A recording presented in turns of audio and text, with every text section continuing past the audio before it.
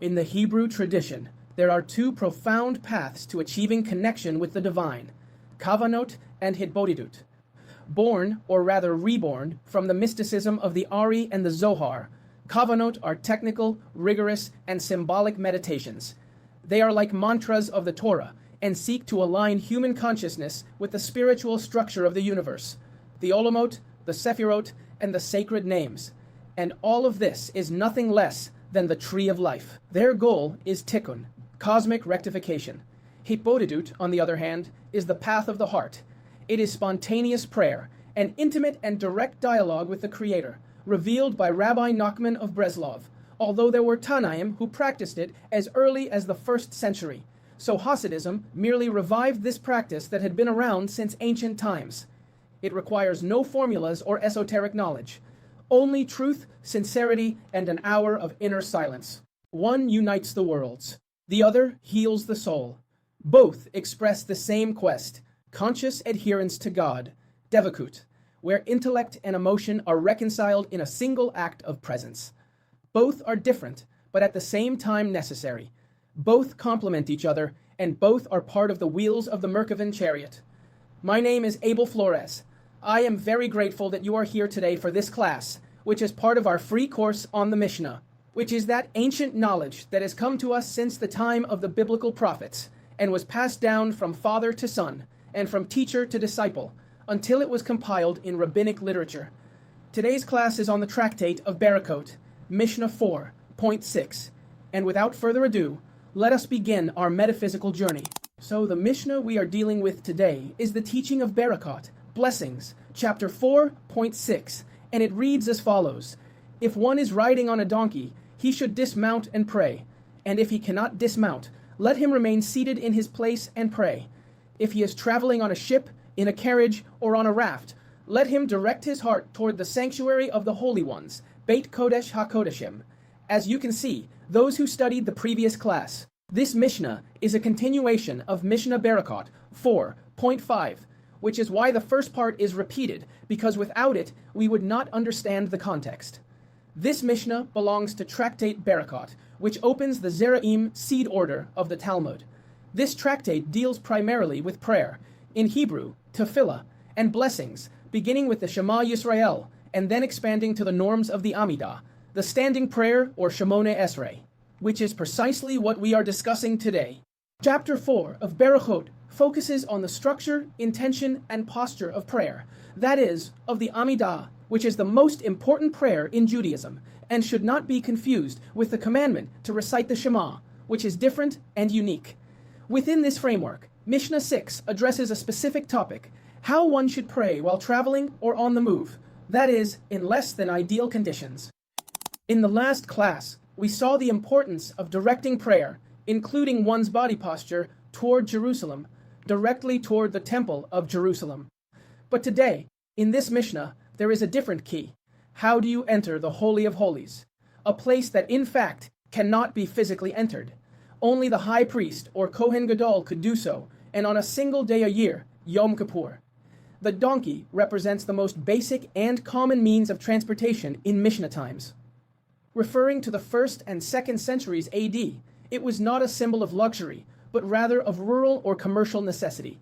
The initial instruction, you must get down and pray, implies that prayer requires concentration and respect, which is best achieved in a standing position and stillness, as the Amidah is prayed to this day, standing, respectfully, and directing your mind and body toward Jerusalem, which is the navel of the world, as we learned in the last class. By the way, if you haven't seen the previous classes, you can easily do so by visiting the list of videos published on our Código Abel channel on YouTube, subscribing and sharing all the material you want with your loved ones. Now, halakha, or rabbinic regulations, recognizes the practical reality of the individual. If descending implies danger or loss, because they are in fact traveling, and every journey involves danger, then they can remain where they are. Here, a key principle of rabbinic Judaism emerges, the priority of kavanah, intention of the heart, over the external physical form. And the text extends the principle to those traveling in ways that don't allow them to turn or physically move toward Jerusalem. In those cases, spiritual guidance replaces physical guidance, direct your heart toward the most holy place. According to Rambam Maimonides in Mishneh Torah, Hilchot Tefillah 5:4, whoever travels and cannot face Jerusalem should face the temple, and if not, the land of Israel, and if not, heaven. For it is written, and they shall pray toward you. 1 Kings 8:44. This derives from the prayer of Shlomo HaMelech, King Solomon, at the dedication of the temple, where he asks that even exiles pray toward the city that you have chosen. Thus, in current halacha, Shulchan Aruch, Orach Chaim 94:3-5, it is stated, whoever prays should face their body toward Jerusalem, and if not, their heart should face Jerusalem. And as they are moving, airplane, train, ship, the prayer is not interrupted. Spiritual orientation is sufficient. This demonstrates a balance between external form and internal intention, maintaining the centrality of kavanah, which signifies the true intention or consciousness of prayer. The direction of the heart. In Judaism, the heart, in Hebrew, lev, represents the seat of consciousness and devotion. Directing the heart toward the Holy of Holies means aligning one's consciousness with the divine presence. Rav Ovadia of Bartanura comments, even if one cannot face Jerusalem, it is enough that one's intention be directed there, because the essence of prayer is not in the body, but in the heart. And this journey is also a spiritual metaphor. The Mishnah suggests a universal teaching. Even on the move, even amidst the circumstances of the world, one can pause inwardly and connect with the sacred. The boat, the chariot, or the raft represent the vehicles of life, where inner balance replaces external control. In fact, the donkey referred to in the Mishnah could be the body. So when you pray, get off the donkey. That is, leave the body. This is a metaphysical allusion to the meditations and mantras of Kabbalah. In the Beit HaMikdash, the Holy of Holies, Kodesh ha-Kodashim, was the spiritual axis of the world, the navel of the earth, according to Ezekiel 38:12. Thus, directing the heart toward it symbolizes orienting one's life toward the universal spiritual center, not geographical, but transcendent. Thus, Rambam Maimonides sees the Mishnah as part of the progressive development of prayer, from the physical act to the conscious act. Location is secondary. The primary thing is the unity of mind, word, and heart. Rav Kehati emphasizes that the Mishnah establishes a principle of spiritual flexibility. Prayer is a living relationship, not a rigid ceremony. The traveler is not exempt from prayer, but adapts the rite to his situation. The Maharal of Prague, in his work Netivot Olam, interprets this Mishnah allegorically. The donkey, Hamor, from Homer, matter, symbolizes the material nature of man. Descending from the donkey implies leaving the domain of the physical to rise to the spiritual level before prayer. If one cannot descend, at least one must subdue one's matter, that is, submit it to one's inner intention. This Mishnah has a modern resonance. We live in an age of constant movement. Airplanes, trains, screens. The text teaches us that spiritual connection does not depend on the location, but on the inner focus. Thus, praying on an airplane, looking at the sky, or in a stationary car is not inferior if the heart is aligned with Jerusalem, a symbol of divine order and inner peace. Shalom. Mishnah Berakhot 4:6 summarizes a profound doctrine. The orientation of the body is valuable, but the orientation of the heart is essential. Prayer is not a matter of physical direction, but of conscious intention toward the spiritual center of existence. This teaching, which unites halakhic rigor with spiritual sensitivity, has remained alive from the time of the temple to the present day. Now let's study the expression directing the heart, in Hebrew, yekaven et halev, as it appears in Mishnah Berakhot 4:6, and in biblical, Talmudic, and halakhic literature. Directing the heart means aligning one's consciousness, thought, intention, and affection toward God during prayer in a deliberate, sustained, and focused manner. It is not just having good will, but rather fixing one's inner focus on the one before whom one presents oneself. Regardless of one's bodily orientation, in Mishnah 4:6, this becomes crucial when it is not possible to physically turn toward Jerusalem. Intention substitutes for posture.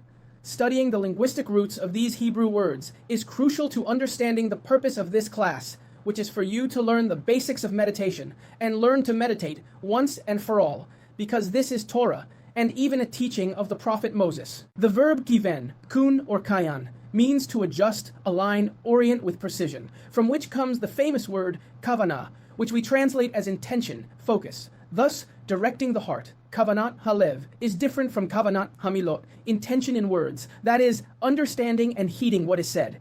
Both are desirable, but the former is the core. The biblical origins and theological foundations of all this are found in 1 Kings 8:44-49. At the dedication of the temple, Solomon asks that those who pray toward the city you have chosen hear from heaven. Prayer has both orientation toward Jerusalem and the temple, and significance. God hears from heaven. Psalms 5:8, 57:8, and 119:10 call for praying with a whole prepared heart. And Daniel 6:10, he prays toward Jerusalem, even in exile in Babylon, a model of spatial orientation and inner fidelity, opening the windows of his house. In the Talmud, Berachot 30a and 31a, it is stated that tefillah requires kavanah. One who prays must consider himself standing before the king. It is advisable to achieve yishuv hadat, a settled mind, or as other translations suggest, a clear or lucid mind, before beginning, and to seek relaxation and de-stress. The Talmud, in Berachot 34b, highlights the first blessing of the Amidah as one where the lack of kavanah is critical. Rambam Maimonides. In Hilkot Tefillah 4:15-16 and 5:1-4, asks to prepare the heart, remove distractions, and focus as if standing before the Shekhinah. And orientation, from the diaspora to Israel, from Israel to Jerusalem, from Jerusalem to the temple to the Kodesh ha-Kodashim. If one cannot orient oneself, one directs one's heart, that is, one's mind. What does one's mind mean? Well, it means using your imagination. That's the great power of the mind, using your imagination. Directing the heart has a cognitive dimension, undistracted attention, negative hesach hada'at, positive yeshuv hada'at. Another intentional and teleological dimension, knowing to whom one is speaking and what one is asking. Another affective dimension, reverence, yira, love, ahava, trust, bitakon. And the physical dimension, which is the easiest, which almost everyone does, the spatial symbolic dimension, orienting the mind/heart toward the epicenter, Kodesh ha-Kodashim. Even if the body looks elsewhere, the soul looks toward Jerusalem. And there is also a very important dimension, the ethical existential, coherence between prayer and conduct. Directed heart implies uprightness outside the synagogue. Regarding languages, the sages urge praying in a language understandable to each individual improves kavanah. Rambam Maimonides 1:4, although the Hebrew text retains its primary status. Here are some practical methods for cultivating kavanah according to the main sources. Jewish prayers. Preliminary pause. 30 to 60 seconds of silence to settle the mind. Berachot 30b. Rambam 4:16. Formulate a brief intention. I am about to present myself before Hashem and ask. Set a point. Imagine the Holy of Holies as your axis in your mind. If possible, face Jerusalem. Breathing and rhythm. Recite slowly, articulating key words. Eliminate distractions. Turn off notifications. Turn off or silence your cell phone. Maintain a stable posture. Read the siddur or prayer book on the indicated page. The Holy of Holies was the core of the presence in the world. It was the holiest place in the temple. Orienting oneself toward it expresses that the center of gravity of spiritual life is not oneself, but God. Even without the temple, the orientation of the heart affirms that prayer has direction, not an internal monologue. Now we will explore the origins of kavanot, or meditations, in the Bible, with an in-depth and structured study of kavanot, meditations' intentions in the Torah and Tanakh, their origin, biblical examples, and their meaning in normative Judaism and Kabbalah. Kavanah is the conscious, directed intention in spiritual practice, a mental affective focus when praying or fulfilling a precept. It is normative and universal. However, kavanot plural have a Kabbalistic use, mental maps and technical meditations, sometimes with yuhidim, unifications of divine names, associations with sephirot and olamot, worlds, visualizations, and permutations.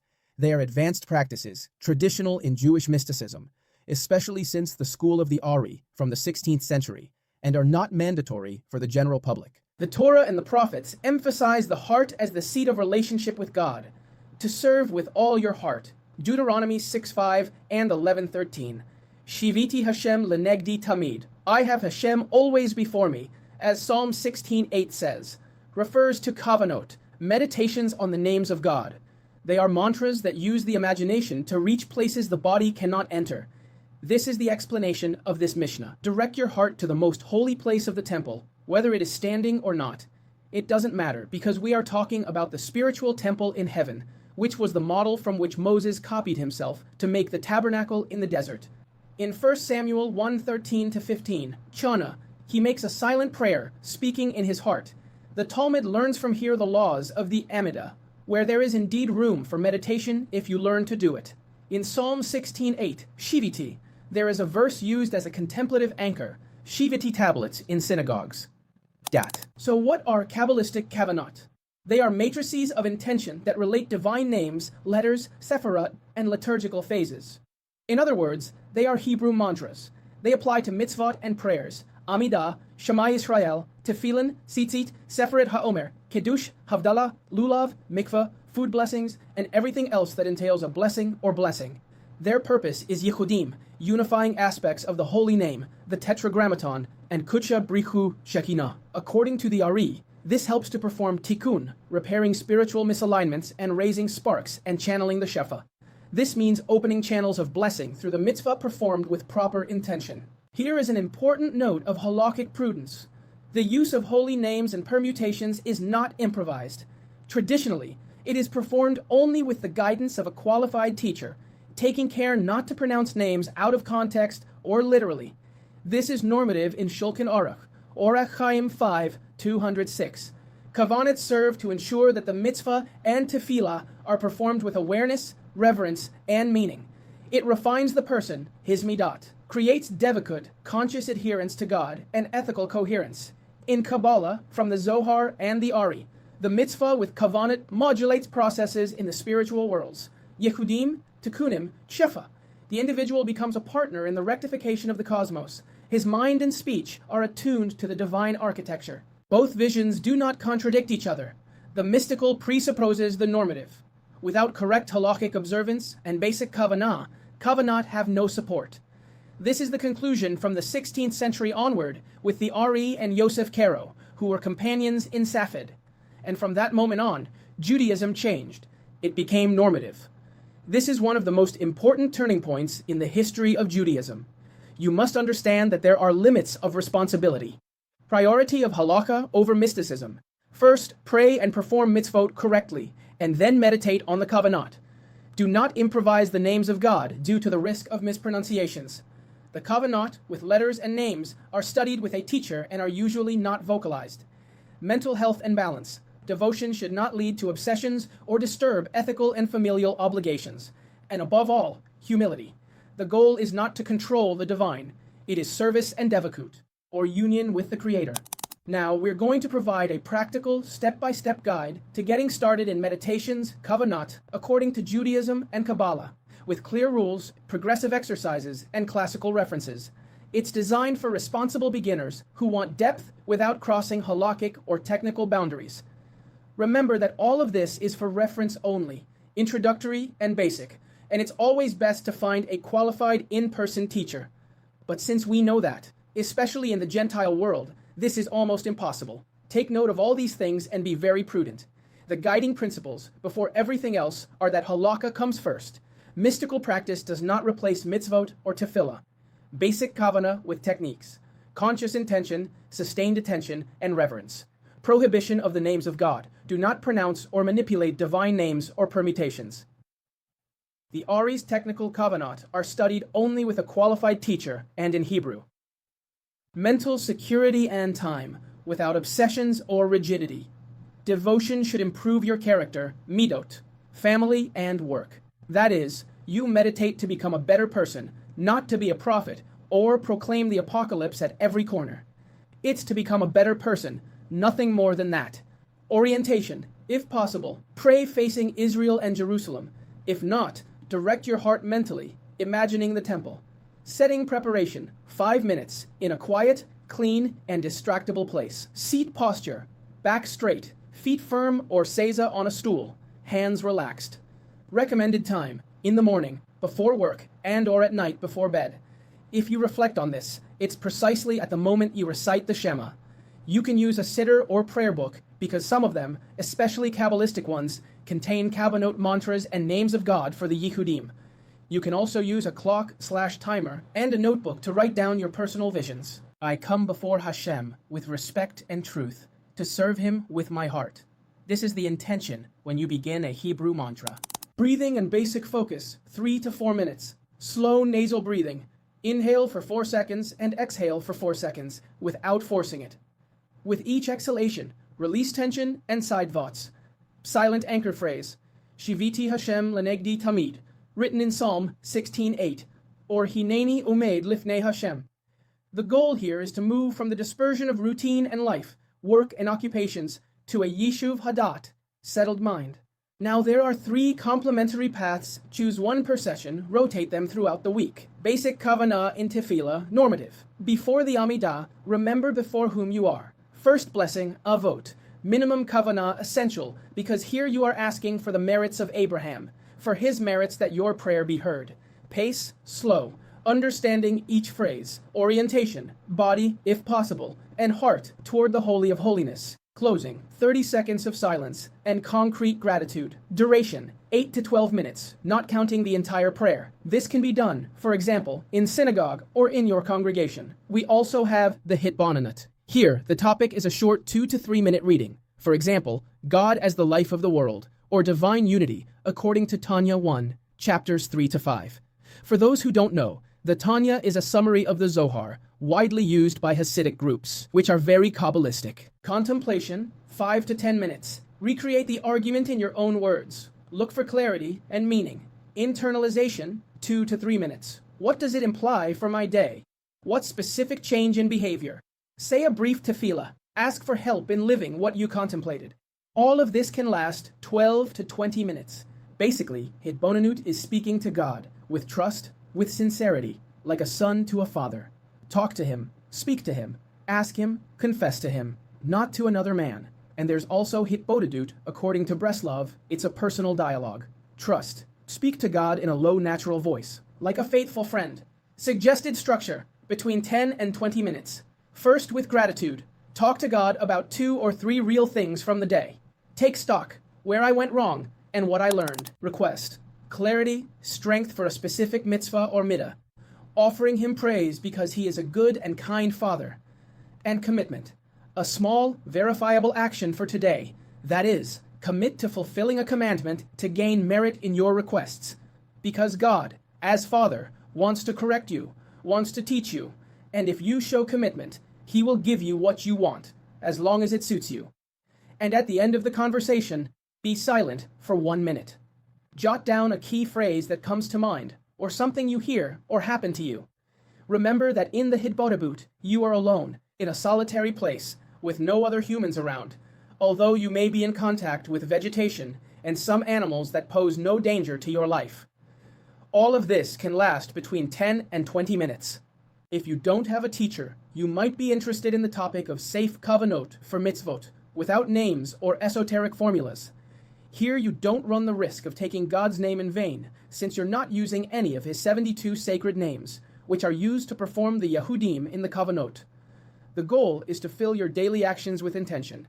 For example, when you wash your hands during netilat yadayim, in the morning, or when eating bread, you can meditate on the following. I cleanse my hands to serve with purity and gratitude. When making the blessings over food, visualize elevating the act of eating to serving. This is what Rambam Maimonides calls eating with a healthy, spiritual purpose. If you wear tefillin, if applicable, Shel Yod is subduing the heart impulses. Shel Rosh is aligning the intellect with the Torah. On Shabbat, when lighting candles, as is customary, set the intention for peace in the home and inner clarity. On Havdalah, at the end of Shabbat, separate what is useful from what is unnecessary for the week. You can also create a 30-day progressive plan. Week 1, 10 minutes daily. This is Plan A. Goal, clear kavanah in avot plus steady breathing when praying. For example, the Amidah. In week 2, alternate A with another meditation. For example, after eating during Birkat Hamazon for 12 to 15 minutes. And in week 3, alternate A with another meditation. For example, when you study Torah. Introduce a daily balance. And in week 4, combine the 3 meditations according to your day. Add a mitzvah kavanah, food, tzedakah, Shabbat. And in that month, in those 30 days, I guarantee your life will change spiritually. And therefore, You will see it in physical manifestations in your environment, even in your body. Indicators: less distraction, more patience, one concrete ethical improvement per week. Spiritual standards and etiquette, cleanliness and decorum, head covering, appropriate clothing, schedule. Don't sacrifice the zmanim of tefillah to meditate. Integrate it. Don't overdo the duration. Quality is better than quantity. Avoid trance practices, extreme fasting, and other techniques that interfere with a healthy life. Guidance: if you feel emotionally unstable, reduce the intensity and consult a rabbi or mentor if possible. Eating healthy and kosher is crucial for meditating. If you don't yet eat kosher, it's best not to meditate, because the impurities in non-kosher products impair meditation. This is one of the importance of eating kosher. Similarly, if a man has had a seminal emission, you should bathe, take a good bath, and cleanse yourself well. And after this purification, you can meditate. The same is true for women. And in the special case of women during their menstruation, they cannot meditate on the names of God during this time. There are also common mistakes or difficulties when meditating, such as, I can't concentrate, so try shortening the session. Return to the anchor every time your mind wanders. Saying I want powerful experiences is not recommended, so instead, seek truth and consistency, not effects, but changes in your negative personality traits. Those are the changes you should seek. Become a better person every day, and kavanot meditations will help you a lot with this, because that's what they were created for. And if you say, I get lost in technicalities, then go back to basic kavanah and a specific mitzvah each day. Don't compete with others. This is very counterproductive. Compete with yourself. This is the true and healthy competition that will help you improve, because you are a unique and special being, different from everyone else, but equal in your spiritual essence to your Creator, the God of infinity. If you need additional reading, classic ones recommended. Read the entire Bible, Deuteronomy 6, Psalm 16, Psalm 27, Psalm 119, Psalm 1 of 1 Samuel, and Daniel 6. These texts have the power to help your soul, the neshama, meditate. If you have access to the Talmud, read and study Berachot 30a through 34b. All of these pages will help you correct your imperfections in your meditations. And if you want literature on this topic, try reading the Ari in his book Shar HaKavanot, Pre-Etz Chaim, and the Tanya, sections I and 3. Also the famous book of Likutei Moharan about Hitbodedut. Remember, and never forget, that the safe path for beginners is correct halacha, clear kavanah, and 2 living practices, hitbonenut and hitbodedut, that make you more whole and compassionate. The Ari's technical kavanot are left for perhaps advanced, guided, and sober stages. Lurianic Kabbalah is best with a teacher, but the Hasidic prayers, like all Hasidism, are designed and created for beginners, basic people. Even when Hasidism was created with the Baal Shem Tov, all these prayers were designed for people who couldn't read, hence the need to converse with God directly in a remote place. That's it for today's class. See you in the next video.